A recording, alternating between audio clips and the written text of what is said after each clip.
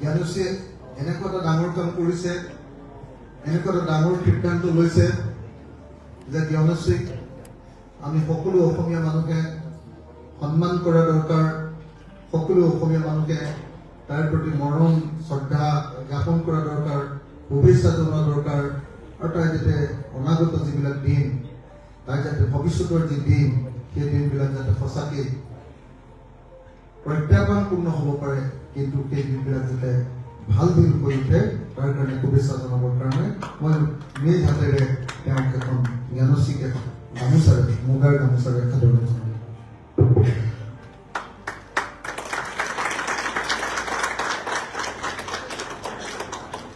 সভাপতি হিচাপে জ্ঞানশ্ৰীক আজি দললৈ আদৰণি জনাব খুজিছো আৰু আশা কৰিছো জ্ঞানশ্ৰী এনেও আমাৰ দলৰ আচলতে সদস্যই হয়। পূৰ্বতে আমাৰ দলৰ তেওঁ নেতৃত্ব বহন কৰিছিলে, এতিয়া পুনৰ তেওঁ আমাৰ মাজলৈ আহি পাইছেহি। গতিকে আজি মই ৰাইজৰ দলৰ সভাপতি হিচাপে জ্ঞানশ্ৰীক আজি আমাৰ দললৈ আদৰণি জনাইছো। আপোনালোকক সকলোকে থিয় হৈ জ্ঞানশ্ৰীক অভিবাদন জনাবৰ কাৰণে মই অনুৰোধ জনাইছো।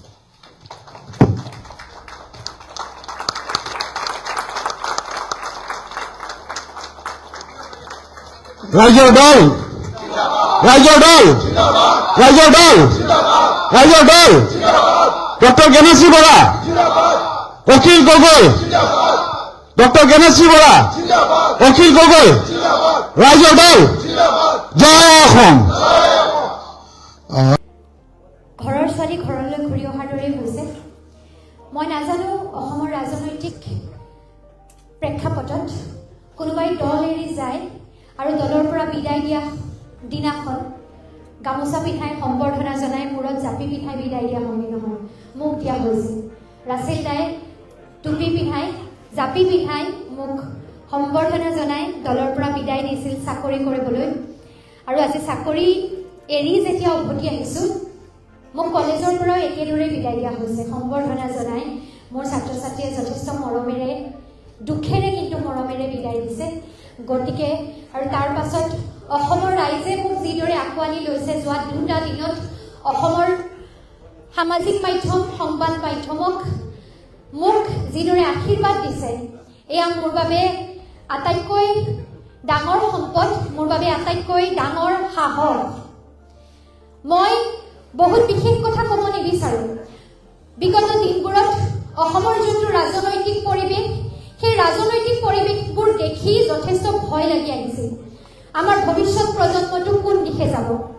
ইমান ঘৃণা, ইমান হিংসা, ইমান বিদ্বেষ, ইমান বিশৃংখলতাৰ মাজত যদি ৰাজনৈতিক পৰিৱেশ এটা, ৰাজনৈতিক বাতাবৰণ এটা সদায় বৰ্তি থাকিবলৈ হয়, তেন্তে উত্তৰ প্ৰজন্মৰ ভৱিষ্যত একেবাৰে অন্ধকাৰ। আমি প্ৰগতিৰ কথা, আমি উন্নতিৰ কথা, আমি আগবাঢ়ি যোৱাৰ কথাবোৰ মাতিব এনে পৰিৱেশত নোৱাৰো। কেৱল কাজিয়া, পেচাল, হিংসা, হত্যাৰ মাজত উন্নয়নৰ কথা, ভাল পোৱাৰ কথা পতাটো সম্ভৱ হৈ নাথাকে। এনে এটা পৰিৱেশ সলনি কৰিব লাগিব। এনে এটা পৰিৱেশ সলনি কৰিবলৈ কোনোবা ওলাই আহিব লাগিব, আৰু সেইবাবে মই ওলাই আহিছো। মোৰ এই যাত্ৰা কঠিন, মই জানো এই যাত্ৰা সহজ নহয়, কাৰণ সকলোৱে যেতিয়া সুবিধাবাদৰ পক্ষত স্থান লয়, সকলোৱে যেতিয়া স্থিতাৱস্থাৰ পক্ষত স্থান লয়, শাসকৰ লগত খোজ মিলাই চলে, তেনে এটা অৱস্থাত এনে কণ্টকাকীৰ্ণ পথ লৈ যাবলৈ নিশ্চয় দূৰলৈ যাব লাগিব, নিশ্চয় কষ্টৰে যাব লাগিব, কিন্তু মই যাম।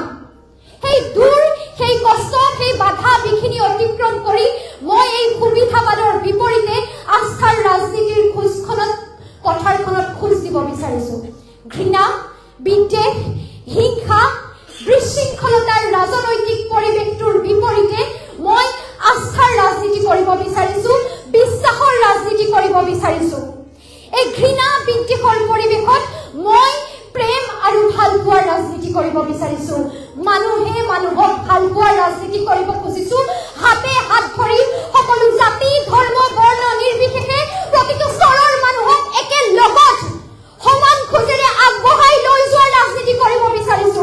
মই অসমৰ ৰাজনৈতিক প্ৰেক্ষাপটটো এনে এটা অৱস্থালৈ যোৱাটো বিচাৰিছো, য'ত আমি সমস্যাৰ কথা কওঁ, সমস্যাৰ সমাধানৰ কথা কওঁ, য'ত উত্তৰ প্ৰজন্মই সুৰক্ষিত ভৱিষ্যত এটা কেনেদৰে পাব, য'ত শান্তি কেনেদৰে বৰ্তি থাকিব, য'ত আস্থা কেনেদৰে বৰ্তি থাকিব,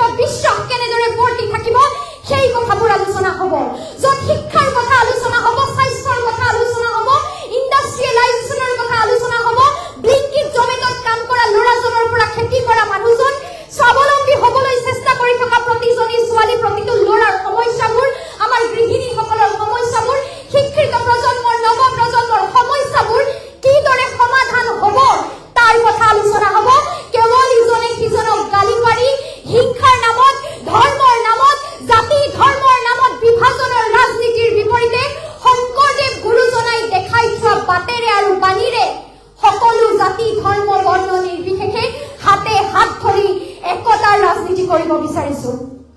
এই ৰাজনৈতিক ক্ষেত্ৰত মই জানো যে আজিৰ প্ৰজন্মই বিচৰা ৰাজনৈতিক ক্ষেত্ৰখন হয়তো মই ভবাৰ দৰে হয়। অন্ততঃ জেন আলফাৰ যুগত আমি পুৰণিকলীয়া ঘৃণাৰ কথা কোৱা, পুৰণিকলীয়া চিন্তাৰে বৰ্তি থকা মানুহবোৰক সমূল অংশে আঁতৰাই আজিৰ প্ৰজন্মই অসমৰ ভাৰতৰ ৰাজনীতি কেনে হোৱাটো বিচাৰে তাক প্ৰতিষ্ঠা কৰিব পাৰিব লাগিব। তাক প্ৰত্যাহ্বান জনাই এক নতুন ৰাজনৈতিক ধাৰাৰ সৃষ্টি কৰিব পাৰিব লাগিব। আৰু মই ভাবো যে মই যি বাটেৰে খোজ লৈছো, যদি মই তাত 1% সফল হওঁ, উত্তৰ প্ৰজন্ম অন্তত ওলাই আহে, মোৰ লগত যদি আজি 5 জন আহে, সেই 5 জনৰ পৰা 10 জন হ'ব, 1000 জন হ'ব, লাখ জন হ'ব, আৰু এই ব্যৱস্থাটোৰ পৰিৱৰ্তন হ'ব। মোৰ বাবে ৰাইজে অভিভাৱক, ৰাইজে মোৰ পথ প্ৰদৰ্শক। মোৰ হাতত কোনো টকা পইচা নাই। মই টকা পইচা দি টকা ৰং কৰে ভোটৰ ৰাজনীতি কৰিব নিবিচাৰো। এই অৰ্থ সৰ্বস্ব ৰাজনৈতিক ব্যৱস্থাটোৰ সন্মুখত প্ৰত্যাহ্বান হৈ থিয় দিব বিচাৰো। হাতে হাতে টকা বিলোৱাৰ ৰাজনীতি, বিয়া সভা সকামত ধন দিয়াৰ ৰাজনীতি, প্ৰতিটো ব্যৱস্থাত ধন দিয়াৰ ৰাজনীতিৰ বিপৰীতে সমস্যা সমাধানৰ ৰাজনীতিহে মই কৰিব বিচাৰো। মই সমস্যাৰ কথা কম, তাৰ সমাধানৰ কথা কম। টকা বিলাই মানুহৰ মন ভাল লগোৱা ভোট বেংকৰ ৰাজনীতিৰ কথা মই নকওঁ। সমাজৰ মানুহে ভুগি থকা সমস্যাবোৰ সমাধানৰ প্ৰকৃত পথ কিদৰে ওলাব, মই সেয়া কথা কম। আৰু মই বিচাৰো মোৰ দৰে শিক্ষিত প্ৰতিজন মানুহে তেনে এক ৰাজনৈতিক বাতাবৰণ সৃষ্টি কৰক। নিৰ্বাচনৰ আগত হাতে হাতে কেইটকামান গুজি টোপ দি মানুহক কিনিব পাৰি বুলি ভবা মানুহবোৰৰ সন্মুখত এটা প্ৰত্যাহ্বান থাকক। আৰু অসমীয়া জাতিয়ে কওক যে অসমীয়া জাতি কেৱল নিৰ্বাচনৰ আগত টকাত বিক্ৰী হোৱা জাতি নহয়। অসমীয়া জাতিয়ে নিজৰ বিবেকেৰে ৰাজনৈতিক পৰিৱেশ সলনি কৰিব। অসমীয়া জাতিয়ে সেইসকল মানুহক স্থান দিব যিসকল মানুহে সমস্যাবোৰৰ কথা কয়, জাতিৰ অধিকাৰৰ কথা কয়, ৰাষ্ট্ৰৰ চকুত হৈ জাতিৰ অধিকাৰবোৰ আজুৰি আনিব লাগিব বিধানসভাত, লোকসভাত। সেই অধিকাৰবোৰ আজুৰি আনিব খোজা যিসকল ৰাজনৈতিক নেতা, সেইসকল ৰাজনৈতিক নেতাক জাতিয়ে স্থান দিব, জাতিয়ে মান দিব, এয়া মোৰ বিশ্বাস। গতিকে ৰাষ্ট্ৰৰ চকুত হৈ মেৰুদণ্ড পোনাই শীৰ্ণতন নকৰি অসমীয়া জাতিৰ অধিকাৰবোৰ, আমাৰ সম্পদৰ অধিকাৰ, ভূমিৰ অধিকাৰ, খিলঞ্জীয়াৰ সুৰক্ষা, জনগোষ্ঠীৰ অধিকাৰ, জনজাতিৰ অধিকাৰবোৰ আমি আজুৰি আনিব পাৰিব লাগিব।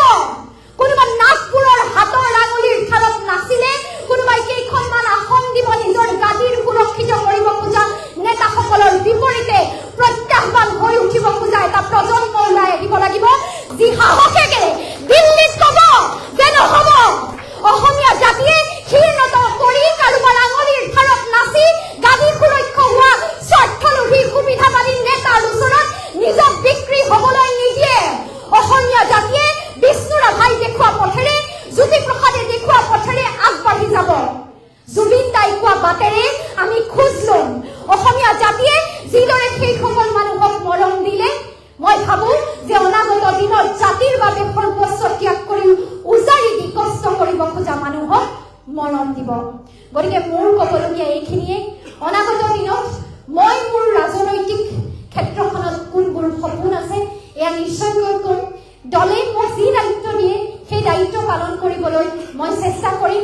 আৰু পুনৰ কম যে ঘৃণা, বিদ্বেষ, আস্থাহীনতাৰ এই ৰাজনৈতিক পৰিৱেশত মই জ্ঞানশ্ৰী বৰাই অসমৰ অগ্নিকন্যা হৈ ভালপোৱাৰ ৰাজনীতি কৰিব খুজিছো, বিশ্বাসৰ ৰাজনীতি কৰিব খুজিছো, আস্থাৰ ৰাজনীতি কৰিব খুজিছো, হাতে হাত ধৰি প্ৰতিজন মানুহক আগুৱাই লৈ যোৱাৰ ৰাজনীতি কৰিব খুজিছো। যদি মোৰ এই পথ শুদ্ধ, যদি এই মোৰ পথ সত্য আছে, আদৰ্শত আছে, মই মোৰ আদৰ্শৰ পৰা বিচলিত নোহোৱাকৈ আছো, তেতিয়াহ'লে মই অসমৰ দল মত নিৰ্বিশেষে যিকোনো আদৰ্শত বিশ্বাসী প্ৰতিজন ব্যক্তিৰ ওচৰত এটাই অনুৰোধ কৰিম যে আশীৰ্বাদ দিয়ক। এটা প্ৰজন্ম যাতে ৰাজনীতিৰ প্ৰতি আকৃষ্ট হয়, ৰাজনীতিও যে এক ভৱিষ্যতৰ বিকল্প হ'ব পাৰে, ভাল পথ হ'ব পাৰে, ভাল মানুহ যে ৰাজনীতিত থাকে, এনে এটা পৰিৱেশ যাতে সূচনা হ'ব পাৰে, তাৰ বাবে উঠি অহা প্ৰজন্মৰ প্ৰতিজন যুৱক যুৱতীক আশীৰ্বাদ দিয়ক। মোৰ এই যাত্ৰাত মই অসমৰ প্ৰতিজন ৰাইজ সহযাত্ৰী হ'ব বুলি আশা ৰাখিছোঁ। যোৱা 2টা দিনত আপোনালোকে মোক যিদৰে মৰম ভাল পোৱাৰে উপচাই দিছে, সেই মৰম ভাল পোৱাৰ বাবে সকলোকে ধন্যবাদ জনাইছোঁ। ৰাইজৰ দলৰ প্ৰতিজন বিষয়ববীয়া সভাপতি মহোদয়ক মই ধন্যবাদ জনাইছোঁ। আৰু মই মোৰ কথাটো এটা বাক্যৰে শেষ কৰিব বিচাৰিছোঁ। আজিৰ পৰা মই মোৰ যাত্ৰা সঁচা অৰ্থত আৰম্ভ কৰিছোঁ।